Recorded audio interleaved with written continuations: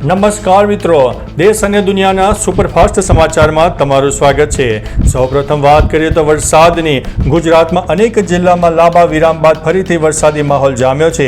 હવામાન વિભાગની આગાહી વચ્ચે આજે 15 ઓગસ્ટના રોજ ગીર સોમનાથ, અમરેલી, જૂનાગઢ, રાજકોટ, કચ્છ અને બનાસકાંઠાના ઘણા જિલ્લામાં વરસાદ વરસ્યો છે। રાજ્યમાં લાંબા સમયના વિરામ બાદ હવે ખેડૂતોમાં એક રાહતનો શ્વાસ પણ જોવા મળી રહ્યો છે। ખેડૂતોના હિત સાથે કોઈ બાંધછોડ નહીં, લાલ કિલ્લાથી પીએમ મોદીનો ટ્રમ્પને મોટો જવાબ સામે આવ્યો છે। ભાવનગર અમદાવાદ નેશનલ હાઈવે પર ગોજારો અકસ્માત, એકનું થયું છે મોત, 15 વ્યક્તિઓ થઈ છે ઈજાગ્રસ્ત। દ્વારકાના પીસવાડા ગામમાં કોંગો ફીવરથી આધેડનું મોત થયું છે।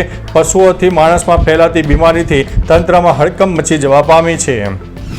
સાળંગપુર મંદિરની નકલી વેબસાઇટ બનાવનાર ઉત્તર પ્રદેશથી ઝડપાયો છે। 46 ફેક વેબસાઇટ બનાવ્યાનો ઘટસ્ફોટ છે। સાળંગપુરમાં કષ્ટભંજન દેવો દેશભક્તિના રંગે રંગાયા છે। દાદાને ત્રિરંગાનો શણગાર કરાતા ભક્તો ભાવ વિભોર બન્યા છે। આજે 15 ઓગસ્ટની વાત કરીએ તો વરસાદની શક્યતા।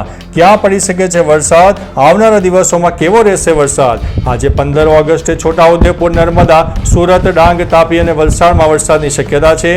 આવતીકાલે 16 ઓગસ્ટના રોજ બનાસકાંઠા, પાટણ, મહેસાણા, સાબરકાંઠા, ગાંધીનગર, અરવલ્લી, ખેડા, અમદાવાદ, આણંદ, પંચમહાલ, દાહોદ, મહીસાગર, વડોદરા, છોટાઉદેપુર, નર્મદા, ભરૂચ, સુરત, ડાંગ, તાપી, નવસારી, વલસાડમાં ભારે વરસાદની સંભાવના રહે છે।